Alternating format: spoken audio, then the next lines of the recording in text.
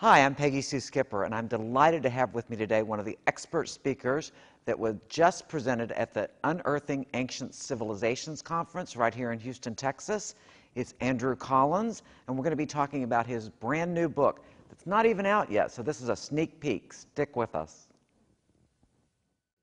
Hi, and welcome to the show. I'm Peggy Sue Skipper, and I am delighted today to be talking to a gentleman who has actually 13 books on or about things relating to ancient sites. His name is Andrew Collins. He's with us from the UK. So welcome, Andrew. Thank you very much. 13 books. Yeah. You've been a busy boy. I have. Okay. What's your favorite book? Well, I think probably the book that is most influential is From the Ashes of Angels. That came out in 1996 and proposed that the angels of the Bible and the so-called Book of Enoch were actually flesh and blood, human beings, little different to you or I, that actually founded the whole civilization, the whole revolution that led to us changing from hunter-gatherers to agriculturists in the Near East, more specifically the area of southeast Turkey at the end of the last ice age. That they were some kind of priestly or shamanic elite who wore coats of, totally human, and that they arrived in the area from somewhere else. They took over the show, created these settlements, communities, and this was the beginning of everything. And that was in 96.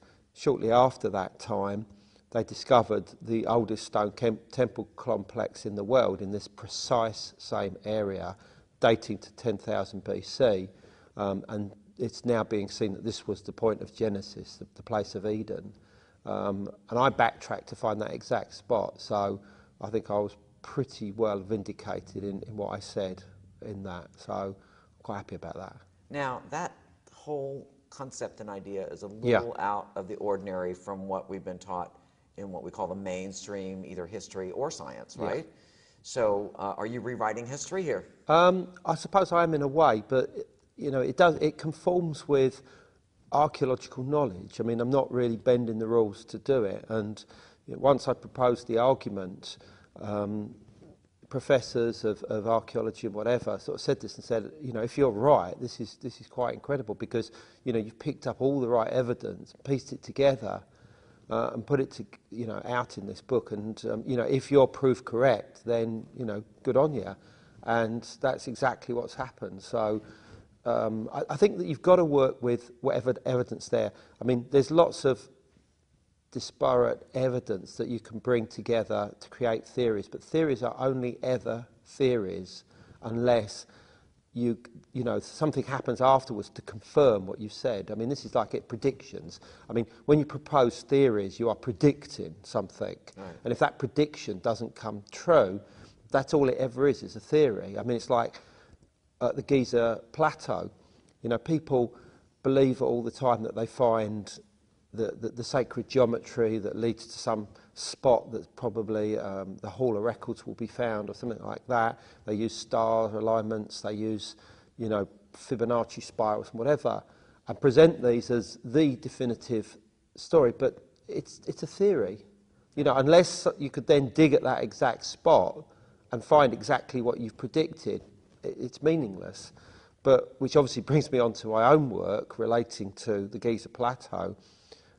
We discovered a huge cave complex beneath the plateau within the shadow of the Great Pyramid, just a few hundred yards away, which had been overlooked by all Egyptologists and archaeologists working in that field, in that area, for the last 200 years. And when did this happen? 2008. Okay. I mean, we didn't just stumble into it. This was the end product of work that had been going on for years for us. Both myself and my colleague Nigel Skinner-Simpson. It's one of those things of working hard to be lucky. Yeah, we were lucky, but I think we were guided in many ways, or certainly guided by our intuition. However, this was the end product of homing in on evidence from various different quarters, including astronomical alignments to the constellation of Cygnus, the Northern Cross or Celestial Swan, which I believe had a huge influence in the placement of the monuments at Giza, particularly the three pyramids.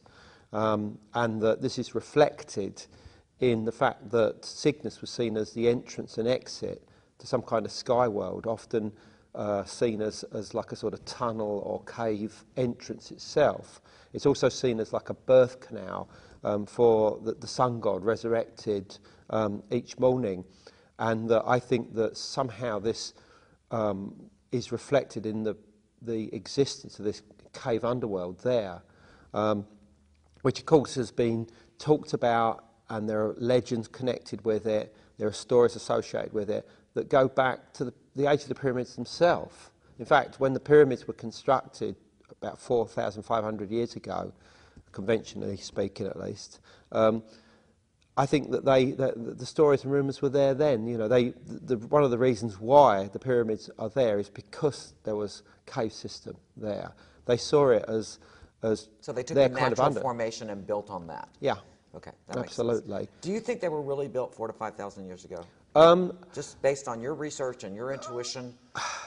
It's difficult. I mean, I certainly don't believe that they were built in 10,500 BC, which is what a lot of people believe through the readings of Edgar Cayce. I don't believe that. What I do believe is that firstly, we have to work with the evidence. The evidence at the moment strongly suggests that they were built around 2,500, 2,600 BC. However, there has been carbon-14 dating on the pyramids done twice. The first lot, and this has never been properly published, Good, the first lot gave an average date of around 3,200 BC. They didn't like that because it obviously was wrong, as I say, wrong. And they did some more, and that gave a much more conservative date of about 2,800, 2,900. BC. That's still BC, of course, yeah. It's still outside the range of 2,600 BC. So, you know, if in a few years' time they do propose that they are slightly earlier, then that wouldn't come as a surprise. Okay. But it's only a few hundred years, not a few thousand. Okay. All right. So why do you think it's important for us to look at and study these ancient sites? What difference does it make? Because we need to know the truth of the past, really. I mean, you know, who wouldn't want to go back and find out what really happened, you know? At the time of Christ, for instance, you know, what sort of man was he? You know, where did he hang out? You know, what did he really say?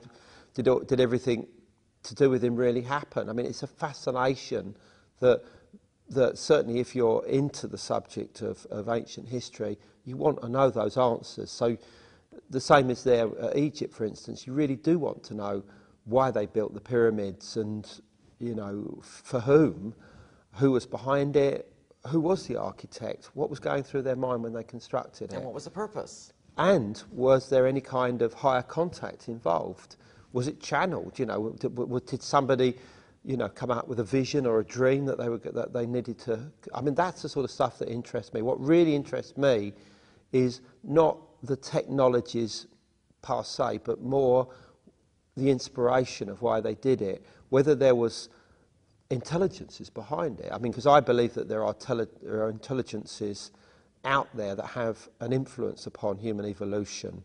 I won't call them extraterrestrial, I'll call them non-terrestrial. In other words, they're not flesh and blood human beings. I believe that beyond the normal space-time exists some kind of ether, and within which other intelligences exist and can manifest to us either, you know, through stuff like plasma, electricity, or directly through into our brains, you know, making contact in different ways.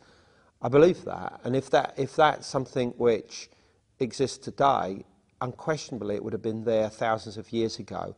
And did it have any influence on human evolution? I think it probably did. Yeah. Okay, makes sense. So we hear a lot these days, or I hear a lot these days, about the need to build this bridge between science and spirit. And that sounds like what you're talking about, is we've got to look at this from both perspectives. Here's the concrete evidence over here. Here's what we have to work with that was built before our lifetimes, regardless of when that was. And then here's the arena where we may need to look to get all the answers to this question. Would you agree with that? Absolutely. But I think there are certain keys that we need to pick up first to be able to look at things in a much more sort of holistic way. And in my opinion, the key is something called quantum non-locality, which is also known as entanglement. And that's the idea that particles which split apart, which is occurring all the time in an infinite manner, retain a link to each other. So, you know, that some particles here are linked to other particles there, wherever there is, and that's infinite, and there is a transfer of information between them that goes on all the time, in a non-local capacity. In other words, there's no link between them. Nothing is connecting them. Physical, that we can measure. Within you know, our understanding of reality. And this is the key to understanding everything from telepathy to precognition to even teleportation. They're even making quantum computers based on the concept of entanglement today. And so sensitive are they that if you look at them, it could change the outcome of the problem. So they have to be completely shut away. You cannot consult them or watch what's going on. And this is the way forward. This is the bridge that we need to make that link between spirituality, the psychic, and science and hard physical reality. You know, quite clearly, if this is all real and this is not a mad idea, this is something which scientists believe and accept and is in regular magazines, you know, like Scientific American, New Scientist, whatever, they talk about it all the time. This is our route to understand everything better. But what's important here is that that it works outside of time as well. Time is only of our creation, really. Absolutely. Because of which we influence the past, we influence the future influences us, we can influence, you know, and it's all interlinked.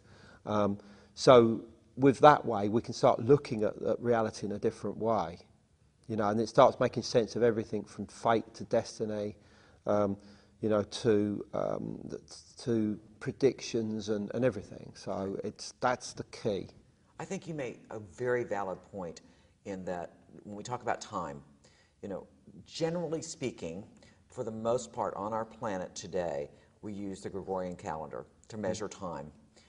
But there was the Mayan calendar. There are so many calendars that say different things. So I think the point being that we have to keep in mind when we're looking at these ancient sites that we're trying to put it in a reference that we have created. And we have, so it's like maybe trying to put the round peg in the square hole type of thing. Yeah. And we got to take a break, but I want to talk some more about that when we get back. Is that good? Okay. Okay. Don't go away. We'll be right back.